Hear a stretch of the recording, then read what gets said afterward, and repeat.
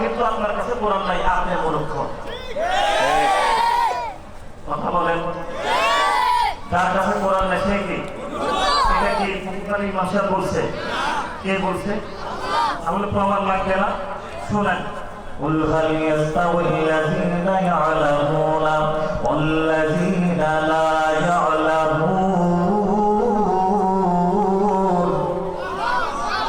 আল্লাহ তাআলা বলেন, যারা কোরআন ওয়ালা আর যারা কোরআন শিখে নাই, যারা কোরআন শিখেছে আর যারা কোরআন শিখে নাই, তারা কোনোদিন সমান না।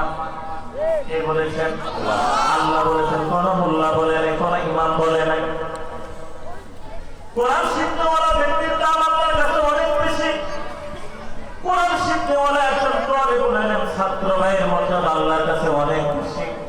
আপনার কাছে মনে হবে দারুল কোরআন ও সুন্নাহ কওমি মাদ্রাসার ছাত্র, গরিব ছাত্র, এতিম ছাত্র, কিন্তু আল্লাহ তাআলার কাছে আল্লাহ তাআলা বলেন, ইয়ারফা'িল্লাহুল্লাযীনা আমানু মিনকুম ওয়াল্লাযীনা উতুল ইলমা দারাজাত।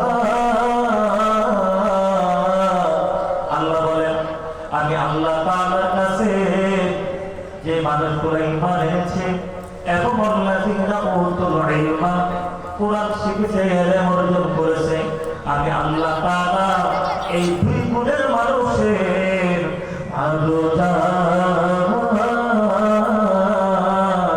আমি আল্লাহ তাআলা এই দুই গুণের মানুষের মর্যাদা বাড়ায় দিয়েছি।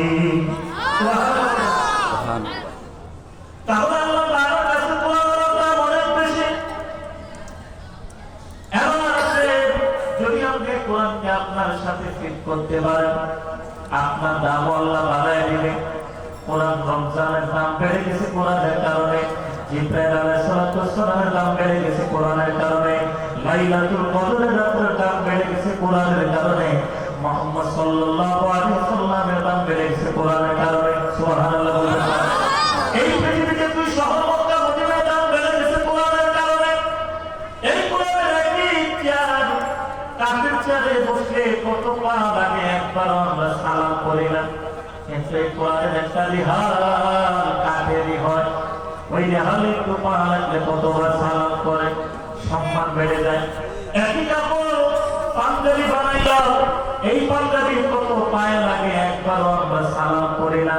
আবার সে একই কাপড় দিয়ে কোরআনের কিতাব বানাইলে এটার সম্মান বেড়ে যায়, ঠিক কিনা বলেন? আবার এই কিতাবকে যদি সিনার সাথে ঠিক করে এই ছোট মাসুম বাচ্চাগুলা যাদের কোনো গুনাহ নাই, আমি আপনি আজকে 70-80 বছর হয়ে গেল, 30-40 বছর হায়াত হয়ে গেল, এখনো পর্যন্ত 10টা সূরা মুখস্থ পারি না। আর একটা ছোট বাচ্চাকে এই দারুল কোরআন ও সুন্নাহ কওমি মাদ্রাসার একটা ছাত্রকে জিজ্ঞাসা করেন, কোরআনের শুরু থেকে শেষ পর্যন্ত নির্ভুল শোনায় দিবে।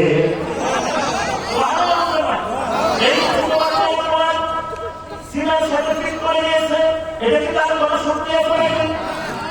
ধনী ছেলে কোরআনের হাতে ধরতে পারে না, কিন্তু একজন মা বাসা বাড়িতে কাজ করে, অফিসে কাজ করে, অথবা একটা মা ভিক্ষা করেও সন্তানকে কোরআনের হাফেজ বানায়। তাহলে বোঝা গেলে কোরআন কোন ক্ষমতা দিয়ে, টাকা দিয়ে সিনার সাথে ফিট করা যায় না। আল্লাহ যদি চায় বান্দার সিনার ভিতরে আল্লাহ নিজে কোরআন ফিট করে দেয়। সুবহানাল্লাহ বলে।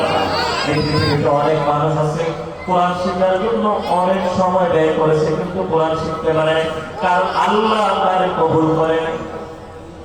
যদি আমি আপনি যদি চেষ্টা করে কোরআনকে সিনার সাথে ফিট করতে পারি, কোরআনকে শিখতে পারি, তাহলে আল্লাহ তাআলা এই কোরআনের যত মূল্য, যত আমার আপনার আল্লাহ তত দাম বাড়ায় দিবে। শুধু কি সম্মান বাড়াবে না, এই কোরআন আল্লাহ রাব্বুল আলামিন এমন ভাবে তৈরি করেছেন। এই কোরআন কারীমের ভিতরে দুইটা আয়াত আছে, যা আয়াতগুলো অন্য কোন কিতাব আল্লাহ লেখে নাই। একটা আয়াত হচ্ছে আমার কুরআন শুরুতে পড়েছি, ইন্না লাহু নাযালনাল যিকরা ওয়া ইন্না লাহু লাহাফিজুন। আল্লাহ তাআলা বলেন, নিশ্চয় আমি আল্লাহ তাআলা এই কোরআন বানাইছি, এই কোরআনের হেফাজতকারী হচ্ছেন